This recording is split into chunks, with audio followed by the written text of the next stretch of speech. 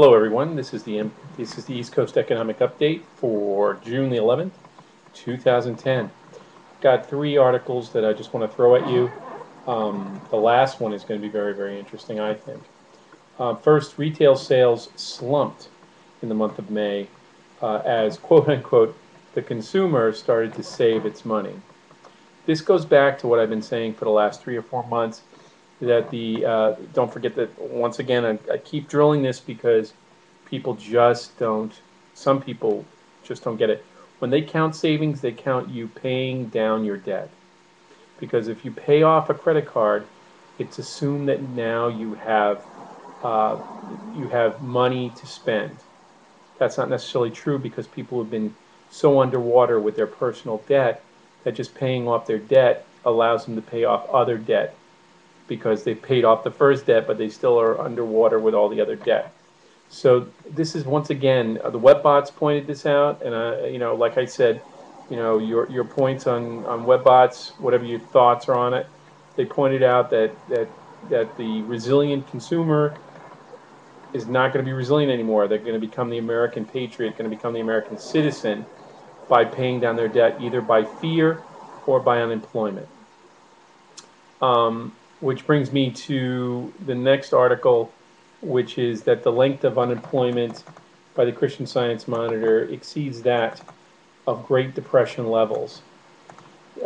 Basically, even the mainstream media, even the Christian Science Monitor, is pointing out that the levels of unemployment, both the U6 and the U3 numbers, are high enough to be considered even exceeding, in some cases, the Great Depression levels.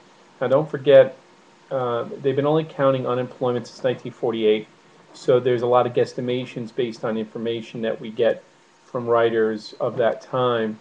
But it is reaching a point where the unemployment rate is rising, no matter what anybody says. The U6 number, even though the 9.7 unemployment, quote unquote, because of the census takers, which are going to be done probably by September, from what I understand.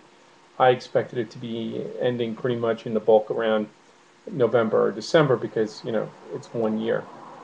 But apparently by August, September, these temporary workers are going to be no longer temporary workers. They're going to be part of the unemployed. And many of them were unemployed for a significant period of time. Anecdotally, this is what I've been told.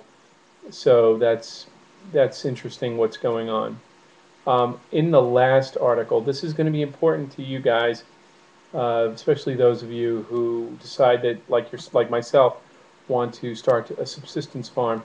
A New York Times article, which I spotted on Prison Planet of all places, the Amish, the title goes, "The Amish Farming Draws Rare Government Scrutiny." Apparently, cow manure and horse manure is now considered a toxic substance, and because the Amish, many of the Amish, especially the old order Amish, in Lancaster, Pennsylvania particularly, don't use chemical fertilizer because it's, as they say in German, Hochmut, proud, because it's been made by a machine and not by somebody.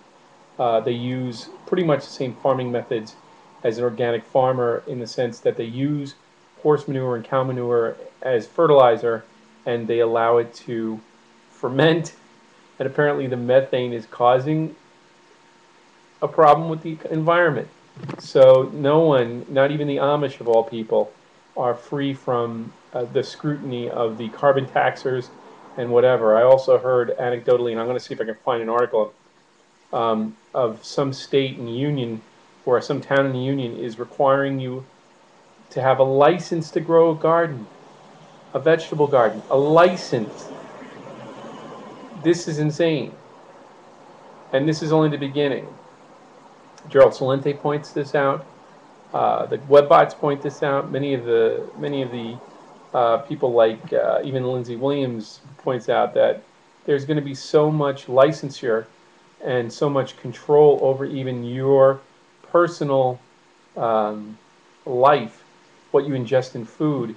They're now even doing this with some of the co-op farms Um, in New York City, they're thinking about giving them sales licenses for the organic growers, the little farm people who just grow, you know, like you would grow tomatoes, whatever, and they don't use pesticides, which used to be the only thing that you were required to have is a license to sell. You know, you pay a small permit fee to set up your place, say in Union Square or whatever.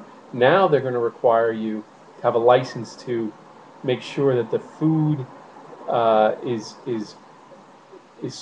is supervised by the government. You know, I'm sure they're not doing this with Monsanto or ADM.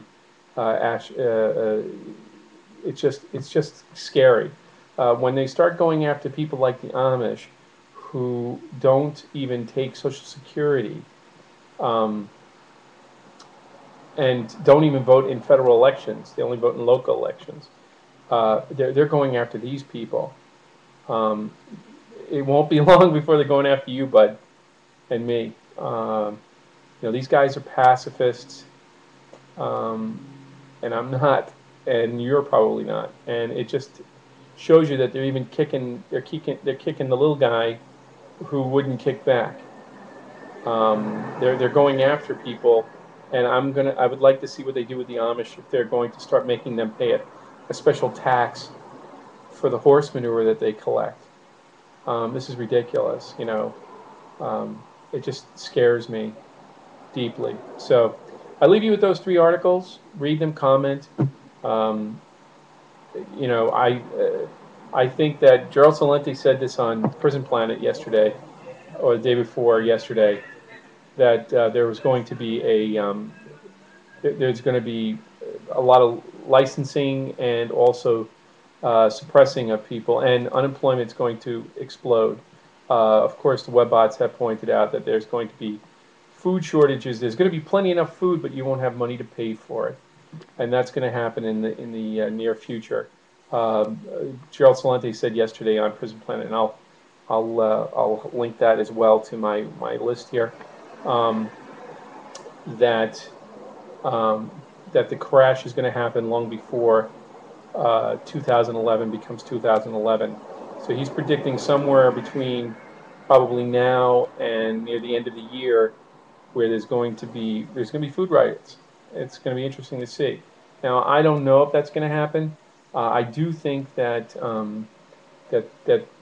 people are being lied to, and now people, not even the people on Wall Street, are believing the bogus reports, as seen last week when they showed the 432 uh, gain in employment, and then that day the market dropped 3%.